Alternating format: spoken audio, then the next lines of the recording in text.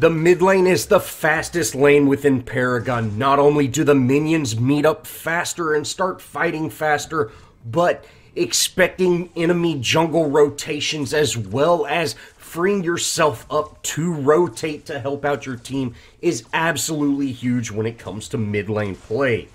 In this guide, I'm hoping to shed some light on helping you improve your mid lane. First off, let's go over the recommended heroes for the mid lane. Countess, Gadget, Gideon, Howitzer, Iggy and Scorch, Lieutenant Bellica, Morgesh, Shimby, Faye, Wraith, and Zinx all make up the recommended lineup. Just like all other lanes, the minion wave spawns in at 30 seconds, but the distance the minions have to travel is shorter than the duo and the solo lane, so the minions actually engage in a fight just under 50 seconds, which is 5 or 6 seconds faster than the duo in the solo lane.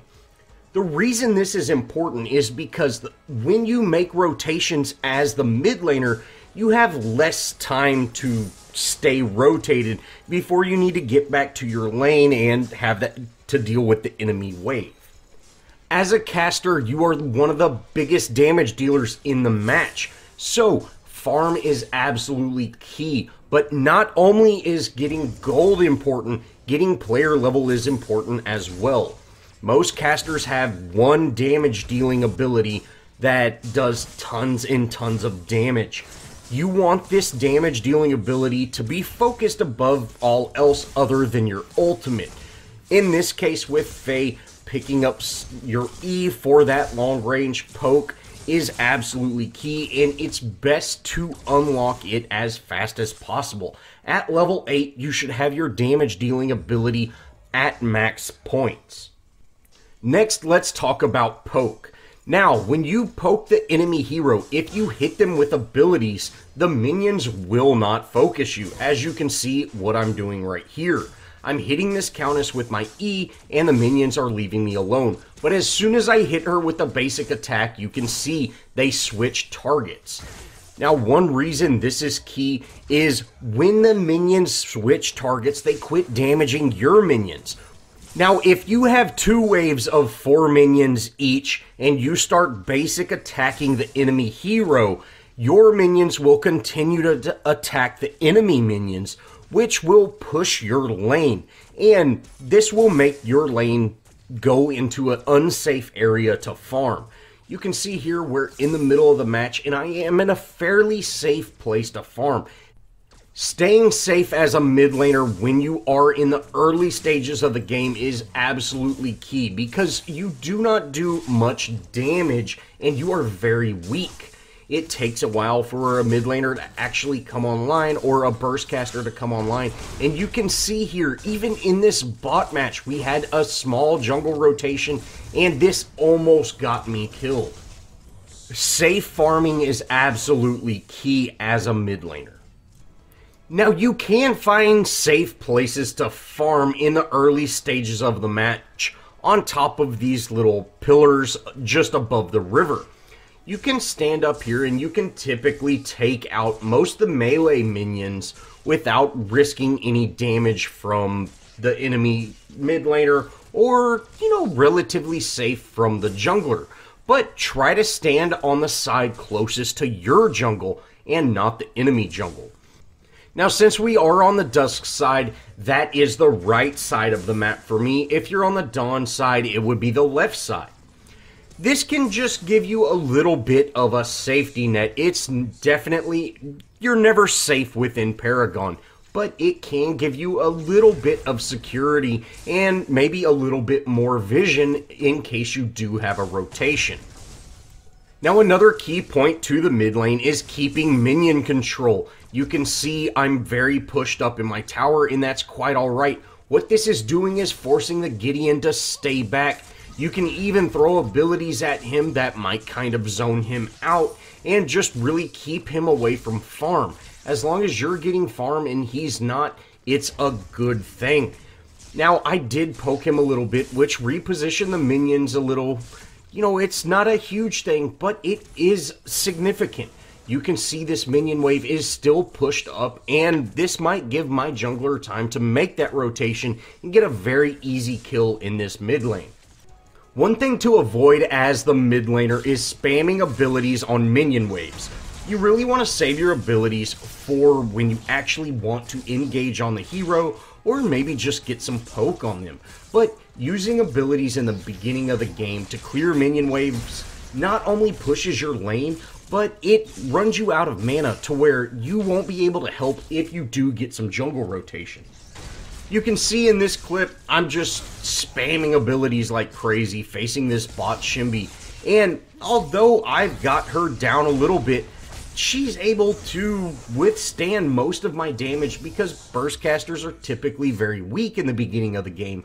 Not only that, I'm forced to back, and she still has mana to stay. So I not only pushed my lane too fast and made it unsafe to farm, but I'm going to have to back without enough points to even buy my first card, and I might get just a little bit of damage on my tower because of this. Saving mana for when you actually want to engage on the hero or just get poke on the hero is key, guys. Don't waste mana on minions. Next up, we have river buffs. Now, securing river buffs can give you a great amount of sustain as a burst caster. In the early stages of the game, you might use quite a bit of mana, so picking up river buffs can be a huge help. But picking up river buffs is also kind of dangerous. You could see there the enemy jungler was actually at that river buff, and I was able to snag it from her.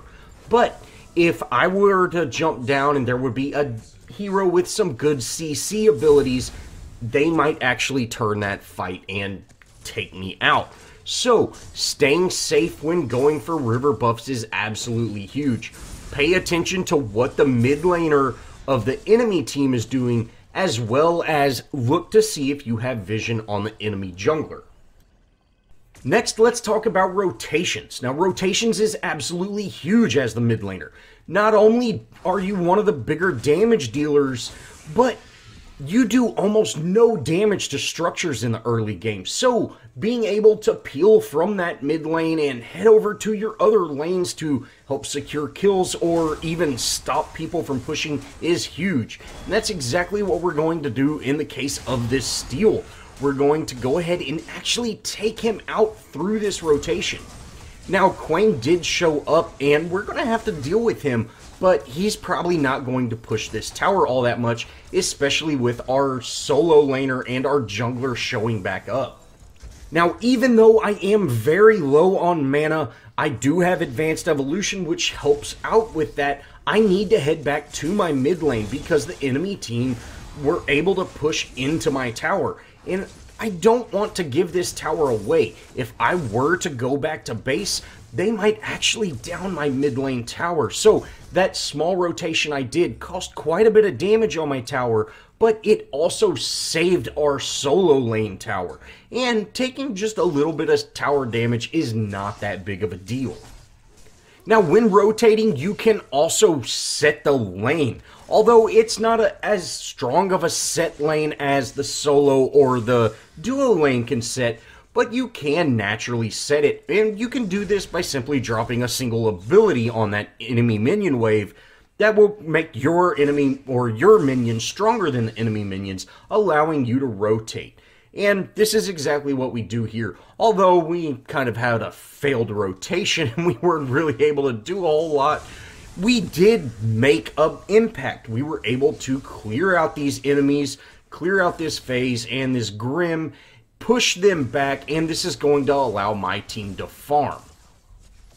Now, one question I get asked quite a bit is, if you're not going to push a tower, what do you do? And again, guys, that golden rule, don't cross the river for the first 10 minutes. You can see here, I'm able to take out this Morgesh. I put her in the middle of our minion wave. We're able to make very short work of her. And I could go into the tower, maybe even get a little bit of damage, but being as low level as I am, I'm not going to do anything to that tower. So this is going to free me up to rotate. Now in this clip, my team decided to do the old school 2v2, 1v1, or 2v1 lane. And you can see I'm making my way over to this lane, and we're actually going to be able to take out this phase, which is absolutely huge. And we can even maybe chase this Murdoch down. Unfortunately, he does get away, but this does free me up to steal his gold buff and relieved a ton of pressure from our steal. I'm able to rotate back to my lane before it even pushes into the tower. This is huge, guys. Being able to rotate, you could see the massive amount of plays we were able to make. We were able to push that ADC back, take out a support, and we lost absolutely nothing for it. All we did was remain safe and wait for this minion wave to stack up to where we can get even more farm. Another thing to note about rotations is watch the enemy mid laner. You can see in this clip, Gideon peels off from the mid lane 20 seconds before the river buffs spawn in. I go ahead and ping, enemies missing as soon as I can figure it out.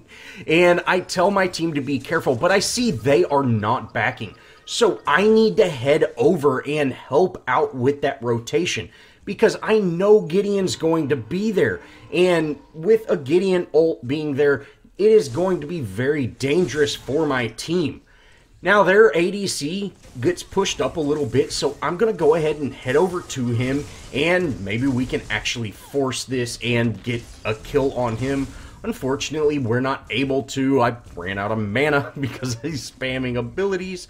But by that simple rotation, I was able to prevent that team gank, that enemy gank on my ADC and my support, and that's absolutely huge. Now the last thing about rotations is the mid lane is the easiest lane to rotate from, and I can see that there is a big enemy presence in our duo lane, so I'm going to split off and head over there. I might sacrifice a little bit of damage on my tower, but it's much better than getting a huge death or, a huge team fight and me not being there to help out. And you can see with that team fight that we engage in, we're able to get a couple of kills and force the enemy to back. This is not only a huge play on my part, but we're not even going to take any tower damage. So we ended up getting a double kill out of that, and we're going to head back to our lane and really clean this lane up and get it set in the right direction. And I'm losing out on almost no farm by doing this as well. Now the next thing we got to talk about is knowing when to get out. Now, we have a huge team effort here at this mid lane tower, and we're actually able to take this down. Wukong and Chimera are both here, and we end up actually getting a Bellica kill as well. From here, my Wukong and Chimera take off and leave me and Shimby in this mid lane. Now, me and Shimby might be able to down the tower if we have a ton of time left, but we could see an enemy heroes heading our way, and there is absolutely no sense at all at staying under that tower, because the enemy hero is going to be able to do significant damage to us, and we're not going to be able to fight back being under tower. You can see Shimby does an okay job of dealing with Bellica, but we just need to get out and play it safe. I am able to collapse over now that Bellica did make that critical error in chasing Shimby. We're able to take her out, but we don't want to stay forced onto that tower. You can see Seraph is here as well, and as two fairly squishy casters, we need to get out, especially being low on mana. Now, as a ranged caster, you are a back lane fighter, so just running straight into a team to do damage and try to kill people will often get you killed, and you can see here, I go to chase these two enemies, and we're going to die. Of course, we do make a couple of kills there, but I could have stayed at a safe distance and survived that. There was no need for me to run after these enemies, especially since I have such long-ranged attacks. Some casters have zoning abilities that they not only are offensive tools, but can be used defensively. If you see here, we put this zone up in between Wukong and their Murdoch ADC, and this prevented him from being able to follow up with Wukong, separating the two and giving us a very easy kill on him. You can also drop these zones on top of fights. For example, this steel right here, we're able to separate him with that zone, hit him back into our zone, and then finish him off. Luckily, FaZe pulls us out of this fight. But you can see the power of creating that zone. We separated Steel and Richter, which gave us an opportunity to take out Steel while not really having to deal with Richter because he was running away from that danger zone.